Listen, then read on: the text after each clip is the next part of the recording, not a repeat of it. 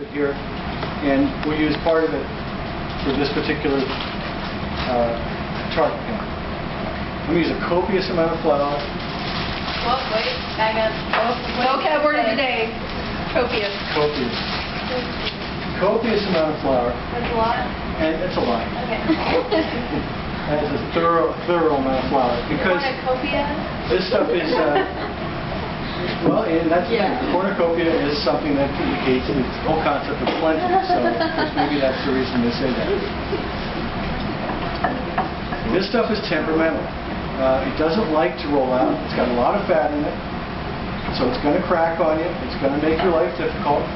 So keep moving it around. Keep making sure there's plenty of flour underneath it, or it will stick to the surface that you're working on.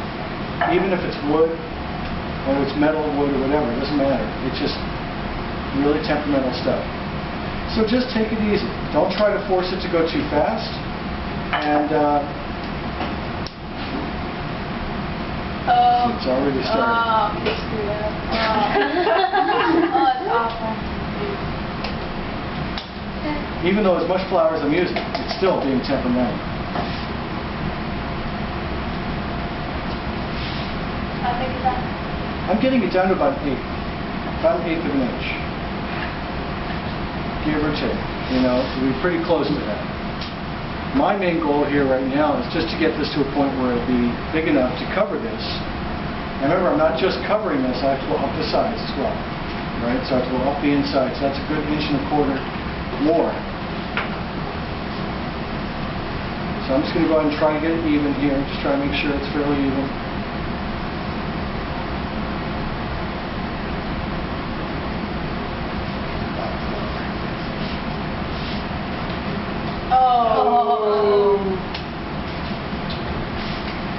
I try not to get try to get upset because it's not worth it.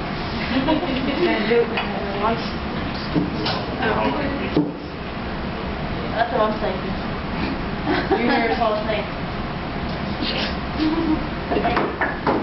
So, as you can tell, it's not as easy as it looks sometimes. And it cuts very easily along the edge. What I'm going to do to get it down in there is I'm going to lift it up and I'm going to drop it down inside the tart pan. If it cuts off on you, you can mend it. All I have to do is just sort of gently press it back together again, try to mend it together. Will it stick on the pan? Generally, it won't stick on the pan, it will just stick to itself. The pan is Teflon coated, and even if it did stick to the pan, it has so much fat in it that by the time you actually bake it, it won't stick to anything. So that's kind of a good thing. So you're seeing all the good stuff here. I did this so quick and easy for the other class, and they got the impression that it was going to be just a piece of cake, and it wasn't. I'd rather see it messed up. So generally, when I'm trying to get this down inside the tart pan, what I'm trying to do is lift it from the side, and I gently let it fall down to the bottom. Don't force it. If you try to push it down and stretch it, it won't stretch. It won't stretch like pie dough. What happens is it'll just tear and add to your frustration level.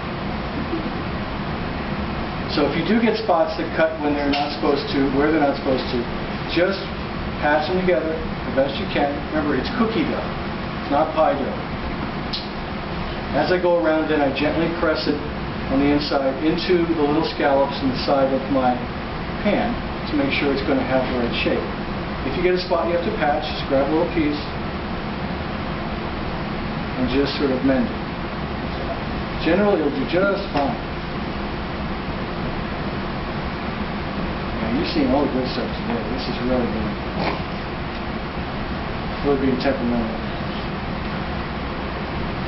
But the idea is that we want it to be of a certain thickness so that when you are actually working with it after it's baked, it won't be too fragile. If it's too thin, it'll be just really, really delicate. All right, so that's a really piecemeal version. When you're ready to cut it off, go ahead and just take your rolling pin and just gently roll it across.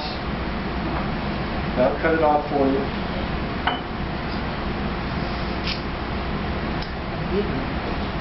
If it's rising a little bit above the edge, no problem, because remember, it's going to shrink. It will shrink some in the oven, so What I'm going to go ahead and do is just go around here and make sure it's fully seated in each of the scallops. You don't want to have any air pockets at the bottom, so if you see any place where the dough is kind of sloped like a tent, then you want to make sure to press it down in there carefully and see that you're not tearing it.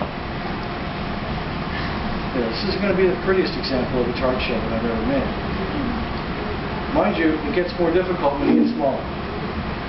Even though you have to work with less dough, the smaller pans are sharper on the edges, and they generally will be a little more challenging to get the dough down in them than it is just to roll it out. It's easy to roll it out.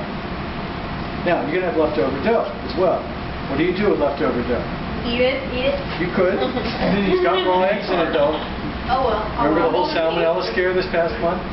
So be careful. We're young, we have immune systems like We're young. Good. We're young. Good. I hope the best for you after you eat some raw cookie dough.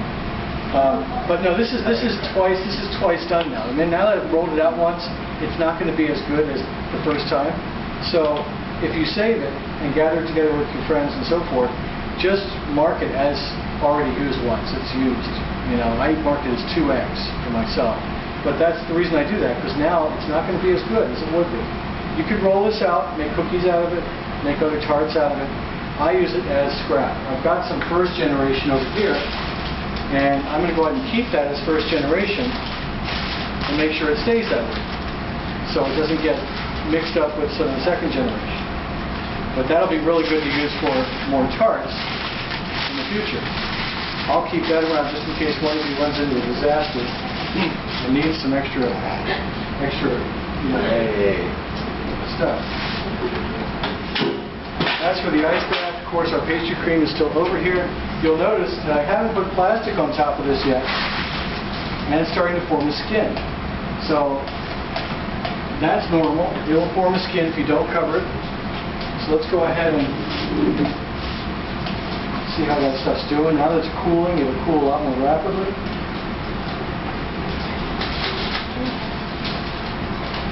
What I'll do is I'll just go ahead and put some plastic over this to keep it from forming a new skin.